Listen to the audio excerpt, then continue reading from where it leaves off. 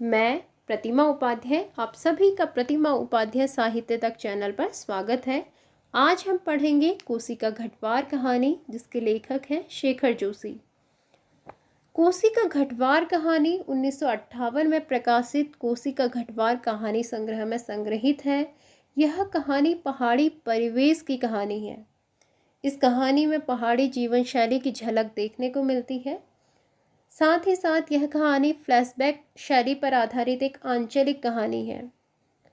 कोसी जैसा कि एक नदी का नाम है, आप सभी जानते हैं। इसके साथ जुड़ा घटवार शब्द, घटवार का अर्थ है पंचक्की। पानी से चलने वाली अनाज पीसने की चक्की को पंचक्की कहा जाता है। इसी को स्थानीय भाषा में घट या घराट भी कहा जाता है। इस कहानी में दो मुख्य पात्र हैं, गुसाई और लक्ष्मा। पूरी कहानी इन्हीं के इर्द गिर्द घूमती है। इस कहानी का पात्र गुसाई भूतपूर्व सैनिक है। वह 15 वर्ष की नौकरी के बाद रिटायरमेंट होकर गांव आता है। अपने मन को बहलाने के लिए वह कोसी नदी के किनारे पर पंचक्की अर्थात की घट लगा लेता है। वह अकेले बैठे बैठे अपने पुराने दिनों को याद करता रहता है। गुसाई दूसरे गांव की एक लड़की जिसका नाम लक्ष्मा है, उससे प्रेम करता था। दोनों ने साथ में जीने मरने की कस्में खाई थी, किंतु सेना की नौकरी के कारण लक्ष्मा के पिता गुसाई से उसकी शादी नहीं करवाते हैं कि गुसाई सेना में चले जाएगा और उसके आगे पीछे देखने वाला कोई भी नहीं है। गुसाई फौज में चला जाता है और फिर रिटायरमेंट होने तक कभी घर नहीं आता। उसके बाद 15 साल की नौकरी के बाद जब गुसाई घर आता है, उसके बाद की स्थिति इस कहानी में व्यक्त है। आइए बढ़ते हैं कहानी की ओर। गुसाई का मन चिलम में नहीं लगा। महल की छांव में उठकर वह फिर एक बार घट पंचक्की के अंदर गया। अभी खप्पर में 1/4 से भी अधिक गेहूं शेष था। खप्पर में हाथ डालकर उसने व्यर्थ ही उल्टा पलटा और चक्की के पाटों के वृत्त में फैले हुए आटे को झाड़कर एक ढेर बना दिया। बाहर आते आते उसने फिर एक बार और खप्पर में झांक कर देखा, जैसे यह जानने के लिए कि इतनी देर में कितनी पिसाई हो चुकी है, परंतु अंदर ही मिकदार में कोई विशेष अंतर नहीं आया था। खसखस की ध्वनि के साथ अत्यंत धीमी गति से ऊपर का पाट चल रहा था। घट का प्रवेश द्वार बहुत कम ऊंचा था। खूब नीचे तक झुककर वह बाहर निकला। सर के बालों और बाहों पर आटे की एक हल्की सफ़ेद परत बैठ गई थी। खंबे का सहारा लेकर वह बुदबुदाया, जा रसाला। सुबह से अब तक 10 पसेरी भी नहीं हुआ। सूरज कहाँ का कहाँ चला गया। कैसी अनहोनी बात अनहोनी तो है ही। जेठ बीत रहा है, आकाश में कहीं बादल का नाम निशान ही नहीं।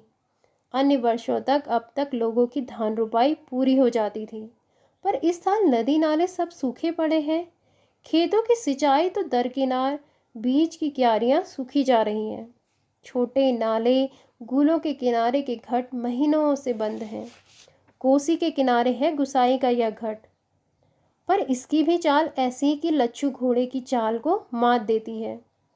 चक्की के निचले खड्ड में छिच्छर छिच्छर की आवाज़ के साथ पानी को काटती हुई मथानी चल रही थी। कितना धीमी आवाज़। अच्छे खाते पीते ग्वालों के घर की दही की मथानी इससे ज़्यादा शोर करती है। इसी मथानी का वह शोर होता था कि आदमी को अपनी बात नहीं सुनाई देती, और अब तो भले नदी पार कोई बोले तो बात यहाँ सुनाई दे जाए। छप छप छप पानी। पुरानी फौजी पैंट को घुटनों तक मोड़कर गुसाई पानी की गूल के अंदर चलने लगा। कहीं कोई सुराख निकास हो तो बंद कर दे, एक बूंद पानी भी बाहर न जाए। बूंद बूंद की कीमत है इन दिनों। प्राय आधा फर्लांग चलकर वह बांध पर पहुंचा। नदी की पूरी चौड़ाई को घेरकर पानी का बहाव घट की गूल की ओर मोड़ दिया गया था। किनारे की मिट्टी घास लेकर उसे बांध में 1-2 स्थान पर निकास बंद किया और फिर गूल के किनारे किनारे चलकर घट पर आ गया। अंदर जाकर उसने फिर पाटों के वृत्त में फैले हुए आटे को बुहार कर ढेरी में मिला दिया। खप्पर में अभी थोड़ा बहुत गेहूं शेष था। वह उठकर बाहर आया। दूर रास्ते पर एक आदमी सर पर पिसान रखे उसकी ओर जा रहा था। गुसाई ने उसकी सुविधा का ख्याल कर वहीं से आवाज़ दे दी, है हो यहाँ लंबर देर से आएगा, 2 दिन का पिसान अभी जमा है, ऊपर उम्मीद से कि घट में देख लो। उस व्यक्ति ने मुड़ने से पहले एक बार और प्रयत्न किया। खूब ऊंचे स्वर में पुकारा हुआ बोला, जरूरी है जी, पहले हमारा नंबर नहीं लगा दोगे? गुसाई होठों ही होठों में मुस्कुरा दिया। रसाला कैसे सी चीखता है, जैसे घट की आवाज़ इतनी हो कि मैं सुन ना सकूं। कुछ कम ऊंची आवाज़ में उसने हाथ हिलाकर उत्तर दे दिया, यहाँ जरूरी का भी पाप रखा है जी, तुम ऊपर चले जाओ। वह आदमी लौट गया। मिहल की छाँव में बैठकर गुसाई ने लकड़ी को जलते कुंदे को खोदकर चिलम सुलगाई और गुड़ गुड़ करता धुआं उड़ाता रहा। खस्सर खस्सर चक्की का पाट चल रहा था। किट किट किट किट खप्पर से दाने गिराने वाली चिड़िया पाट पर टकरा रही थी। छिच्छर छिच्छर की आवाज़ के साथ मथानी पानी को काट रही थी और कहीं कोई आवाज़ नहीं। कोसी के बहाव में भी कोई ध्वनि नहीं। रेती पाथरों के बीच में टखने टखने तक फैला पानी की आवाज़ करेगा। पानी के गर्भ से निकलकर छोटे छोटे पत्थर भी अपना सर उठाए आकाश को निहार रहे थे। दोपहरी ढलने पर भी इतनी तेज धूप, कहीं चिड़ैया भी नहीं बोलती, किसी प्राणी का प्रिय अप्रिय स्वर नहीं। सूखी नदी के किनारे बैठा गुसाई सोचने लगा, क्यों उस व्यक्ति को लौटा दिया? लौट लौट तो वह जाता ही, घट के अंदर टंच पड़े पिसान के थैलों को देखकर 2-4 क्षण की बातचीत का आसरा ही होता। कभी कभी गुसाई को यह अकेलापन काटने लगता था। सूखी नदी के किनारे का यह अकेलापन नहीं, जिंदगी भर साथ देने के लिए जो अकेलापन उसके द्वार पर धरना देकर बैठ गया है, वही जिसे अपना कह सके ऐसे किसी प्राणी का स्वर उसके लिए नहीं। पालतू कुत्ते बिल्ली का स्वर भी नहीं। क्या ठिकाना ऐसे मालिक का जिसका घर द्वार नहीं, बीवी बच्चे नहीं, खाने पीने का ठिकाना नहीं।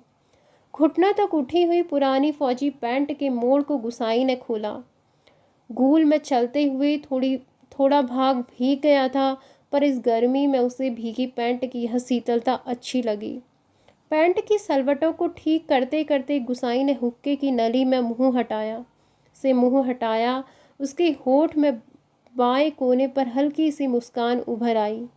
बीती बातों की याद। गुसाई सोचने लगा, इसी पैंट की बदौलत यह अकेलापन उसे मिला है। नहीं, याद करने को मन नहीं करता। पुरानी, बहुत पुरानी बातें वो भूल गया है, पर हवलदार साहब की पैंट की बात उसे नहीं भूलती। ऐसी ही फौजी पैंट पहनकर हवलदार धर्म सिंह आया था। लॉन्ड्री की धुली नोकदार क्रीज वाली पैंट।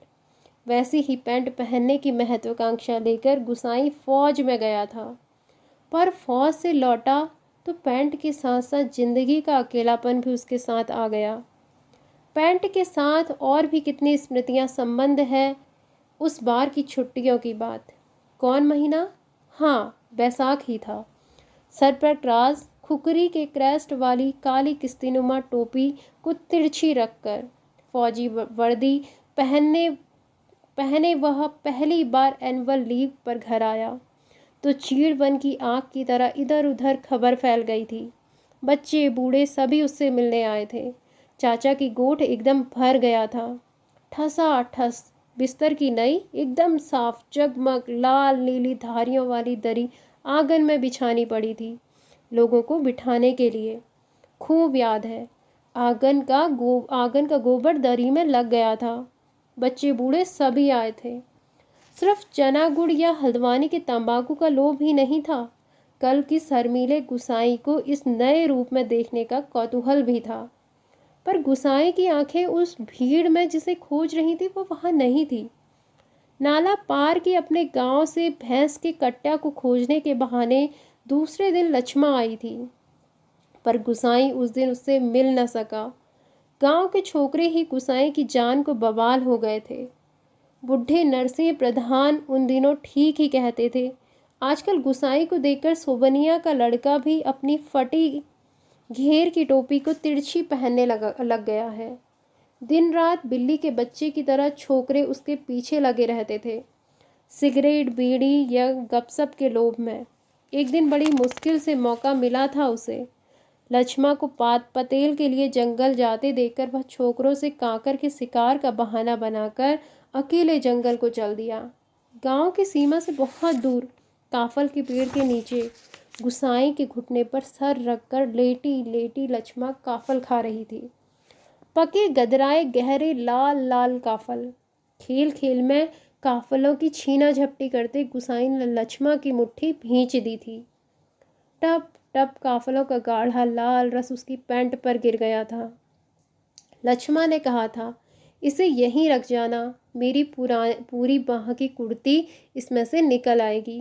वह खिलखिलाकर अपनी बात पर स्वयं ही हंस दी थी। पुरानी बात, क्या कहा था गुसाई ने, याद नहीं पड़ता। तेरे लिए मखमल की कुर्ती ला दूंगा मेरी सुबह, या कुछ ऐसा ही। पर लक्ष्मा को मखमल की कुर्ती किसने पहनाई होगी? पहाड़ी पार के रमुआ ने, जो तुरी निसार लेकर उसे ब्याहने आया था, जिसके आगे पीछे भाई बहन नहीं, माँ बाप नहीं, परदेश में बंदूक की नोक पर जान रखने वाले को छोकरी कैसे दे दे हम, लक्ष्मा के बाप ने कहा था। उसका मन जानने के लिए गुसाई ने टेढ़े तिरछे बात चलवाई थी। उसी साल मंगसिर की एक ठंडी उदास शाम को गुसाई की यूनिट के सिपाही किशन सिंह ने क्वार्टर मास्टर स्टोर के सामने खड़े खड़े उससे कहा था, हमारे गांव के राम सिंह ने जिद की, तभी छुट्टियां बढ़ानी पड़ी। इस साल उसकी शादी है। खूब अच्छी औरत मिली है यार, शक्ल सूरत भी खूब है, एकदम पटाखा, बड़ी हंसनुमा है। तुमने तो देखा ही होगा, तुम्हारे गांव के नज़दीक की है। लक्ष्मा लक्ष्मा कुछ ऐसा ही नाम है। गुसाई को याद नहीं पड़ता कौन सा बहाना बनाकर वह किशन सिंह के पास से चला आया था।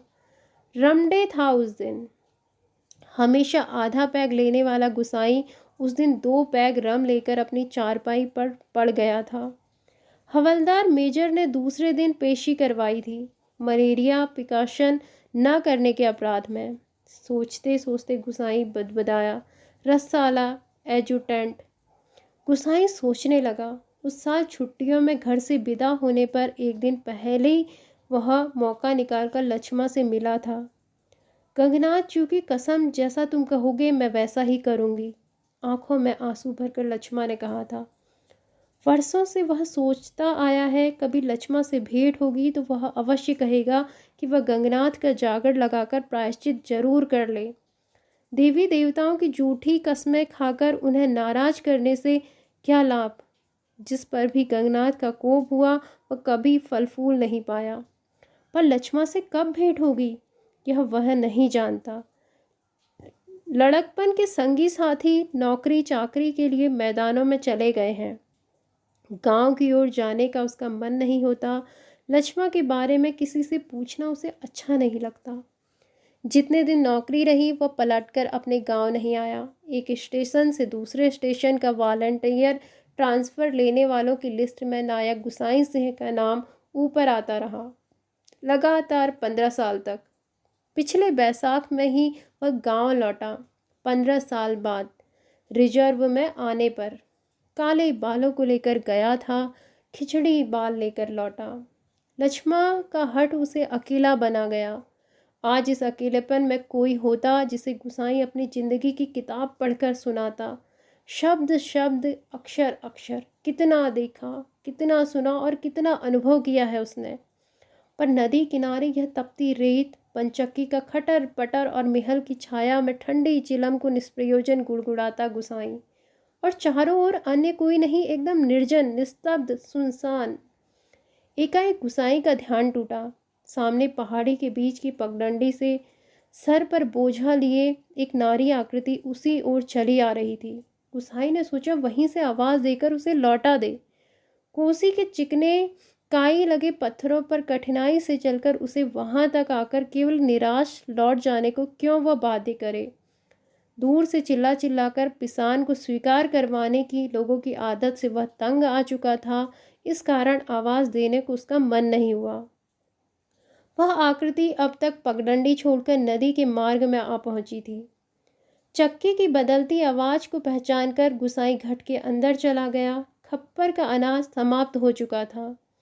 खप्पर में एक कम अन्न वाले थैले को उलटकर उसने अन्न का निकास रोकने के लिए काठ की चिड़िया को उल्टा कर दिया। किट किट का स्वर बंद हो गया। वह जल्दी जल्दी आटे को थैले में भरने लगा। घट के अंदर मथानी की छिच्छर छिच्छर की आवाज़ भी अपेक्षाकृत कम सुनाई दे रही थी। केवल चक्के के ऊपर वाले पाट की घिस घिसटती हुई घरघराहट का हल्का धीमा संगीत चल रहा था। तभी गुसाई ने सुना अपनी पीठ के पीछे घट के द्वार पर इस संगीत से भी मधुर एक नारी का कंठस्वर। कब बारी आएगी जी? रात को रोटी के लिए भी घर में आटा नहीं है। सर पर पिसान रखे एक स्त्री उससे यह पूछ रही थी। गुसाई को उसका स्वर परिचित सा लगा। चौंक कर उसने पीछे मुड़कर देखा। कपड़े में पिसान ढीला बंधा होने के कारण बोझ का एक सिरा उसके मुख के आगे आ गया था। गुसाई उसे ठीक से नहीं देख पाया, लेकिन तब भी उसका मन जैसे आशंकित हो उठा। अपनी शंका का समाधान करने के लिए वह बाहर आने को मुड़ा, लेकिन तभी फिर अंदर जाकर पिसान के थैलों को इधर उधर देखने लगा। काठ की चिड़िया किटकिट बोल रही थी और उसी गति के साथ गुसाई को अपने हृदय की धड़धड़ का आभास हो रहा था। घट के छोटे कमरे के चारों ओर पिसे हुए अन्न का चूर्ण फैल रहा था, जो अब तक गुसाई के पूरे शरीर पर छा गया था। इस कृत्रिम सफेदी के कारण वह वृद्ध सा दिखाई दे रहा था। स्त्री ने उसे नहीं पहचाना। उसने दोबारा वे ही शब्द दोहराए। वह अब भी तेज धूप में बोझा सर पर रखे हुए गुसाई का उत्तर पाने को आतुर थी। शायद नकारात्मक उत्तर मिलने पर वह उल्टे पांव लौटकर किसी अन्य चक्की का सहारा लेती। दूसरी बार के प्रश्न को गुसाई न टाल पाया, उत्तर देना ही पड़ा। यहाँ पहले ही टीला लगा है, देर तो होगी ही, उसने दबे दबे स्वर में कह दिया। स्त्री ने किसी प्रकार की अनुनय विनय नहीं की। शाम के आटे का प्रबंध करने के लिए वह दूसरी चक्की का सहारा लेने को लौट पड़ी। गुसाई कमर झुकाकर घर से बाहर निकला। मुड़ते समय स्त्री की एक झलक देकर उसका संदेह विश्वास में बदल गया। हताश सा वह कुछ क्षण के लिए उसे जाते हुए देखता रहा और फिर अपने हाथों तथा सिर पर गिरे हुए आटे को झाड़कर एक दो कदम आगे बढ़ा। उसने अंदर की किसी जिज्ञासा अज्ञात शक्ति ने जैसे उसे वापस जाती हुई उस स्त्री को बुलाने को बाध्य कर दिया। आवाज़ देकर उसे बुला लेने को उसने मुंह खोला, परंतु आवाज़ न दे सका। एक झिझक, एक असमर्थता थी जो उसका मुंह बंद कर दे रही थी। वह स्त्री नदी तक पहुंच चुकी थी। गुसाई के अंतर में तीव्र उथल पुथल मच गई। इस बार आवेग इतना तीव्र था कि वह स्वयं को नहीं रोक पाया। लड़खड़ाती आवाज़ में उसने पुकारा, लक्ष्मा। घबराहट के साथ वह पूरे जोर से आवाज़ नहीं दे पाया था। स्त्री ने यह आवाज़ नहीं सुनी। इस बार गुसाई ने स्वस्थ होकर पुनः पुकारा, लक्ष्मा। लक्ष्मा ने पीछे मुड़कर देखा। मायके में उसे सभी इसी नाम से पुकारते थे। यह संबोधन उसके लिए स्वाभाविक था, परंतु उसे शंका शायद यह थी कि चक्की वाला एक बार पिसान स्वीकार न करने पर भी दोबारा उसे बुला रहा है या उसे केवल भ्रम हुआ है। उसने वहीं से पूछा, मुझे पुकार रहे हैं जी? गुसाई ने संयत स्वर में कहा, हाँ, ले आ, हो जाएगा। लक्ष्मा क्षण भर रुकी और फिर घट की ओर लौट आई। अचानक साक्षात्कार होने का मौका न देने की इच्छा से गुसाई व्यस्तता का प्रदर्शन करता हुआ महल की छाह में चला गया। लक्ष्मा पिसान का थैला घट के अंदर रख आई। बाहर निकलकर उसने आंचल की कोर से मुंह पोंछा। तेज धूप में चलने के कारण उसका मुंह लाल हो गया था। किसी पेड़ की छाया में विश्राम करने की इच्छा से उसने इधर उधर देखा। महल के पेड़ की छाया में घट की ओर पीठ किए गुसाई बैठा हुआ था। निकट स्थान में दाड़िम के एक पेड़ की छाह को छोड़कर कोई अन्य बैठने लायक स्थान नहीं था।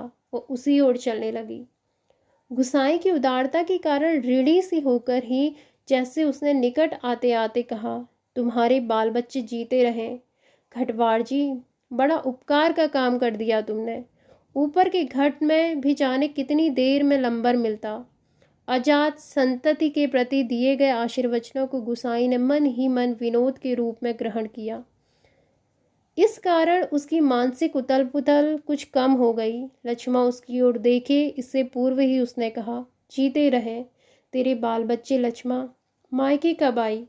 गुसाई ने उत्तर में घुमड़ती आंधी को रोककर यह प्रश्न इतने संयत स्वर में किया जैसे वह भी अन्य 10 आदमियों की तरह लक्ष्मा के लिए एक साधारण व्यक्ति हो। दाड़िम की छाया में पात पतेल झाड़कर बैठते लक्ष्मा ने संकित दृष्टि से गुसाई की ओर देखा। कोसी की सूखी धार अचानक जलप्लावित होकर बहने लगती तो भी लक्ष्मा को इतना आश्चर्य न होता जितना अपने स्थान से केवल 4 कदम की दूरी पर गुसाई को इस रूप में देखने पर हुआ। विस्मय से आंखें फाड़कर वह उसे देखे जा रही थी, जैसे अब भी उसे विश्वास न हो रहा हो कि जो व्यक्ति उसके सम्मुख बैठा है वह उसका पूर्व परिचित गुसाई ही है। तुम? जाने लक्ष्मा क्या कहना चाहती थी। शेष शब्द उसके कंठ में ही रह गए। हाँ, पिछले साल पलटन से लौट आया था, वक्त काटने के लिए यह घट लगवा लिया। गुसाई ने उसकी जिज्ञासा शांत करने के लिए कहा। होठों पर मुस्कान लाने की उसने असफल कोशिश की। कुछ क्षण तक दोनों कुछ नहीं बोले, फिर गुसाई नहीं पूछा, बाल बच्चे ठीक हैं? आंखें जमीन पर टिकाए गर्दन हिलाकर संकेत से ही उसने बच्चों की कुशलता की सूचना दे दी। जमीन पर गिरे एक दाड़िम के फूल को हाथों में लेकर लक्ष्मा उसकी पंखुड़ियों को एक एक कर निरुद्देश्य तोड़ने लगी और गुसाई पतली सीख लेकर आँख को कुरेदता रहा। बातों का क्रम बनाए रखने के लिए गुसाई ने पूछा, तू अभी और कितने दिन मायके ठहरने वाली है? अब लक्ष्मा के लिए अपने को रोकना असंभव हो गया। टप टप टप वह सर नीचा किए आंसू गिराने लगी। सिसकियों के साथ साथ उसके उठते गिरते कंधों को गुसाई देखता रहा। उसे यह नहीं सूझ रहा था कि वह किन शब्दों में अपनी सहानुभूति प्रकट करे। इतनी देर बाद सहसा गुसाई का ध्यान लक्ष्मा के शरीर की ओर गया। उसके गले में काला चर्यो सुहाग चिन्ह नहीं था। हतप्रभ सा गुसाई उसे देखता रहा। अपनी व्यवहारिक अज्ञानता पर उसे बेहद झुंझलाहट हो रही थी। आज अचानक लक्ष्मा से भेंट हो जाने पर वह भी उन सब बातों को भूल गया जिन्हें वह कहना चाहता था।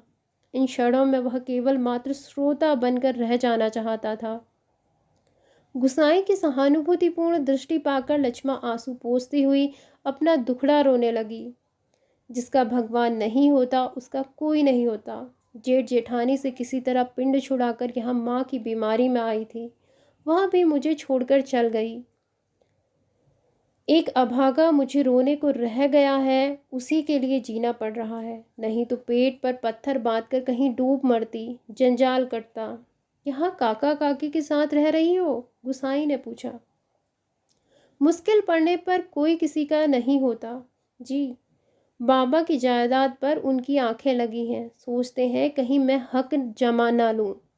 मैंने साफ साफ कह दिया, मुझे किसी का कुछ लेना देना नहीं। जंगलात का लीसा ढो ढोकर अपनी गुजर कर लूँगी, किसी की आंख का कांटा बनकर नहीं रहूँगी। गुसाई ने किसी प्रकार की मौखिक संवेदना नहीं प्रकट की, केवल सहानुभूतिपूर्ण दृष्टि से उसे देखता भर रहा। दाड़िम के वृक्ष के पीठ टिकाए लक्ष्मा घुटने मोड़कर बैठी थी। गुसाई सोचने लगा, 15-16 साल किसी की जिंदगी में अंतर लाने के लिए कम नहीं होते। समय का यह अंतराल लक्ष्मा के चेहरे पर भी एक छाप छोड़ गया था, पर उसे लगा उस छाप के नीचे वह आज भी 15 वर्ष पहले की लक्ष्मा को देख रहा है। कितनी तेज धूप है इस साल, लक्ष्मा का स्वर उसके कानों में पड़ा।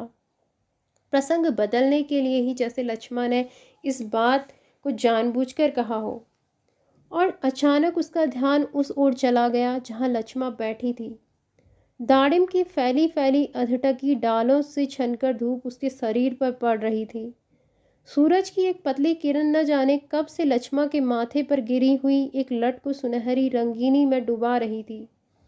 गुसाई एकटक उसे देखता रहा। दोपहर तो बीत चुकी थी। लक्ष्मा प्रश्न करते हुए बोली, दोपहर तो बीत चुकी होगी। गुसाई का ध्यान टूटा। हाँ, अब तो 2 बजने वाले होंगे, उसने कहा। उधर धूप लग रही हो तो इधर आ जाओ छाँव में। कहता हुआ गुसाई एक जमाई लेकर अपने स्थान से उठ गया। नहीं, यही ठीक है, कहकर लक्ष्मा ने गुसाई की ओर देखा, लेकिन वह अपनी बात कहने के साथ ही दूसरी ओर देखने लगा था। घट में कुछ देर पहले डाला हुआ पिसान समाप्ति पर था। नंबर पर रखे हुए पिसान की जगह उसने जाकर जल्दी जल्दी लक्ष्मा का अनाज खप्पर में खाली कर दिया। धीरे धीरे चलकर गुसाई गूल के किनारे तक गया। अपनी अंजुली से भर भर कर उसने पानी पिया और फिर पास ही एक बंजर घट के अंदर जाकर पीतल और एल्युमिनियम के बर्तन लेकर आग के निकट लौट आया। आसपास पड़ी हुई सूखी लकड़ियों को बटोरकर उसने आग सुलगाई और एक काली पुती बटलोई में पानी रखकर जाते जाते लक्ष्मा की ओर मुँह कर कह गया, चाय का टाइम भी हो रहा है, पानी उबल जाए तो पत्ती डाल देना, पुड़िया में पड़ी है। लक्ष्मा ने कोई उत्तर नहीं दिया। वह उसे नदी की ओर जाने वाली पगडंडी पर जाता हुआ देखती रही। सड़क के किनारे की दुकान से दूध लेकर लौटते लौटते गुसाई को काफ़ी समय लग गया था। वापस आने पर उसने देखा एक 6-7 वर्ष का बच्चा लक्ष्मा की देह से सटकर बैठा हुआ है। बच्चे का परिचय देने की इच्छा से जैसे लक्ष्मा ने कहा, इस छोकरे को घड़ी भर के लिए भी चैन नहीं मिलता, जाने कैसे पूछता खोजता मेरी जान खाने को यहाँ भी पहुँच गया है। गुसाई ने लक्ष्य किया कि बच्चा बार बार उसकी दृष्टि बचाकर माँ से किसी चीज़ के लिए जिद कर रहा है। एक बार झुंझलाकर लक्ष्मा ने उसे झिड़क दिया, चुप रहा, अभी लौटकर घर जाएंगे, इतनी सी देर में क्यों मरा जा रहा है। चाय के पानी में दूध डालकर गुसाई फिर उसी बंजर घट में गया। एक थाली में आटा लेकर वह गूल के किनारे बैठा बैठा उसे गूंथने लगा। मिहल के पेड़ की ओर आते समय उसने साथ में 2-1 बर्तन और ले लिए। लक्ष्मा ने बटलोई में दूध चीनी डालकर चाय तैयार कर दी थी। एक गिलास, एक एनेमल का मग और एक एल्युमिनियम की मैस्टीन में गुसाई ने चाय डालकर आपस में बांट ली और पत्थरों से बने बेढंगे चूल्हे के पास बैठकर रोटियां बनाने का उपक्रम करने लगा। हाथ का चाय का गिलास जमीन पर टिकाकर लक्ष्मा उठी। आटे की थाली अपनी ओर खिसकाकर उसने स्वयं रोटी पका देने की इच्छा से ऐसे स्वर में प्रकट की कि गुसाई ना कह सका। वह खड़ा खड़ा उसे रोटी पकाते हुए देखता रहा। गोल गोल डिबिया सरीखी रोटियां चूल्हे में खिलने लगी।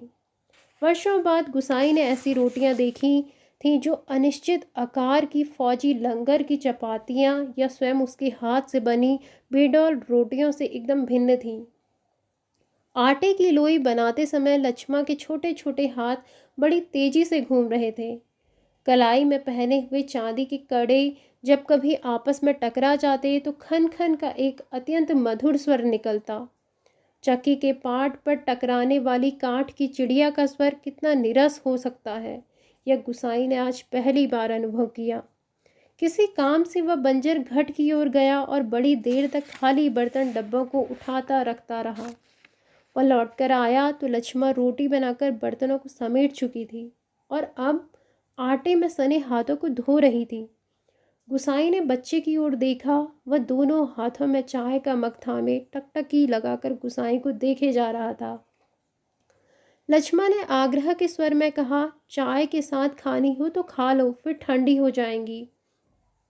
मैं तो अपने टाइम से ही खाऊंगा, यह तो बच्चे के लिए है। स्पष्ट कहने में उसे झिझक महसूस हो रही थी, जैसे बच्चे के संबंध में चिंतित होने की उसकी चेष्टा अनधिकार हो। ना जी, वह तो अभी घर से खाकर ही आ रहा है, मैं रोटियां बनाकर आई थी। अत्यंत संकोच के साथ लक्ष्मा ने आपत्ति प्रकट कर दी। यूं ही कहती हैं, कहाँ रखी थी रोटियां घर में? बच्चे ने रुआसी आवाज में वास्तविक स्थिति स्पष्ट कर दी। वह ध्यानपूर्वक अपनी माँ और इस अपरिचित व्यक्ति की बातें सुन रहा था और रोटियों को देखकर उसका संयम ढीला पड़ रहा था। चुप, आंखें तरेर कर लक्ष्मा ने उसे डांट दिया। बच्चे के इस कथन से उसकी स्थिति हास्यास्पद हो गई थी। इस कारण लज्जा से उसका मुंह आरक्त हो उठा। बच्चा है, भूख लग गई होगी, डांटने से क्या फ़ायदा। गुसाई ने बच्चे का पक्ष लेकर 2 रोटी उसकी ओर बढ़ा दी, परंतु माँ की अनुमति के बिना उन्हें स्वीकारने का साहस बच्चे को नहीं हो रहा था। वह ललचाई दृष्टि से कभी रोटियों की ओर कभी माँ की ओर देख लेता था। गुसाई के बार बार आग्रह करने पर भी बच्चा रोटियां लेने में संकोच करता रहा। तो लक्ष्मण ने उसे झिड़क दिया, मर, अब ले क्यों नहीं लेता? जहाँ जाएगा वहीं अपने लक्षण दिखाएगा। इससे पहले कि बच्चा रोना शुरू कर दे, गुसाई ने रोटियों के ऊपर एक टुकड़ा गुड़ का रखकर बच्चे के हाथों में दिया। भरी भरी आंखों से इस अनोखे मित्र को देखकर बच्चा चुपचाप रोटी खाने लगा और गुसाई कौतुकपूर्ण दृष्टि से उसके हिलते हुए होठों को देखता रहा। इस छोटे से प्रसंग के बाद वातावरण में एक तनाव सा आ गया था, जिसे गुसाई और लक्ष्मण दोनों ही अनुभव कर रहे थे। स्वयं भी एक रोटी को चाय में डुबोकर खाते खाते गुसाई ने जैसे इस तनाव को कम करने की कोशिश में ही मुस्कुरा कर कहा, लोग ठीक ही कहते हैं, औरत के हाथ की बनी रोटियों में स्वाद ही दूसरा होता है। लक्ष्मण ने करुण दृष्टि से उसकी ओर देखा। गुसाई हो होकर खोखली हंसी हंस रहा था। कुछ साग सब्जी होती तो बेचारा एक आधी रोटी और खा लेता। गुसाई ने बच्चे की ओर देखकर अपनी विवशता प्रकट की। ऐसे ही खाने पीने वाले की तकदीर लेकर पैदा हुआ होता तो मेरे भाग क्यों पड़ता? 2 दिन से घर में तेल नमक नहीं, आज थोड़े पैसे मिले हैं, आज ले जाऊंगी कुछ सौदा। हाथ से अपनी जेब टटोलते हुए गुसाई ने संकोचपूर्ण स्वर में कहा, लक्ष्मा। लक्ष्मा ने जिज्ञासा से उसकी ओर देखा। गुसाई ने जेब से एक नोट निकालकर उसकी ओर बढ़ाते हुए कहा, ले, काम चलाने के लिए यह रख ले, मेरे पास अभी और है, परसों दफ्तर से मनी ऑर्डर आया था। नहीं नहीं जी, काम तो चल ही रहा है, मैं इस मतलब से थोड़े कह रही थी, यह बात चली थी तो मैंने कहा, कहकर लक्ष्मा ने सहायता लेने से इनकार कर दिया। गुसाई को लक्ष्मा का यह व्यवहार अच्छा नहीं लगा। रूखी आवाज में वह बोला, दुख तकलीफ के वक्त ही आदमी आदमी के काम नहीं आया तो बेकार है रसाला। कितना कमाया, कितना फूका हमने इस जिंदगी में, है कोई हिसाब? पर क्या फ़ायदा? किसी के काम नहीं आया, इससे एहसान की क्या बात है? पैसा तो मिट्टी है, किसी के काम नहीं आया तो मिट्टी, एकदम मिट्टी। परंतु गुसाई के इस तर्क के बावजूद भी लक्ष्मा अड़ी रही। बच्चे के सर पर हाथ फेरते हुए उसने दार्शनिक गंभीरता से कहा, गंगनाथ दाहिने रहें तो भले बुरे दिन निभ ही जाते हैं जी। पेट का क्या है, खट के खप्पर की तरह जितना डालो कम हो जाए। अपने पराए प्रेम से हंस बोल दें तो वही बहुत है दिन काटने के लिए। गुसाई ने गौर से लक्ष्मा की मुख की ओर देखा। वर्षों पहले उठे हुए ज्वार और तूफान का वहाँ कोई चिन्ह शेष नहीं था। अब वह सागर जैसी सीमाओं में बंधकर शांत हो चुका था। रुपया लेने के लिए लक्ष्मा से अधिक आग्रह करने का उसका साहस नहीं हुआ, पर गहरे असंतोष के कारण बुझा बुझा सा वह धीमी चाल से चलकर वहाँ से हट गया। सहसा उसकी चाल तेज हो गई और घट के अंदर जाकर उसने एक बार संकित दृष्टि से बाहर की ओर देखा।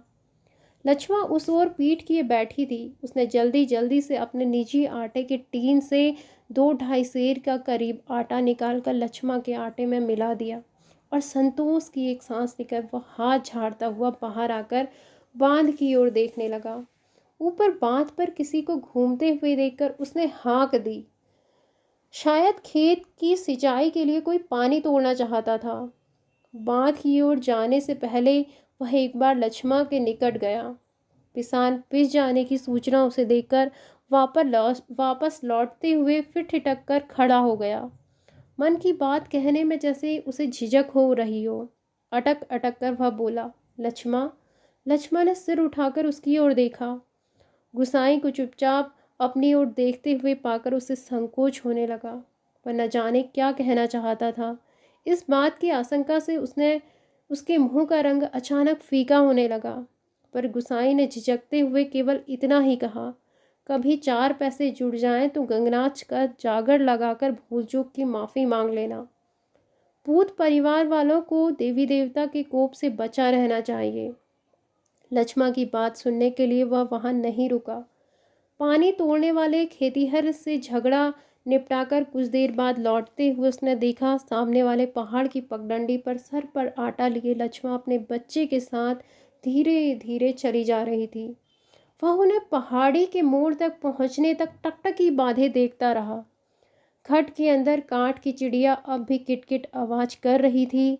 चक्की का पाट खिस्सर खिस्सर चल रहा था और मथानी का पानी काटने की आवाज़ आ रही थी और कहीं कोई स्वर नहीं, सब सुनसान निस्तब्ध।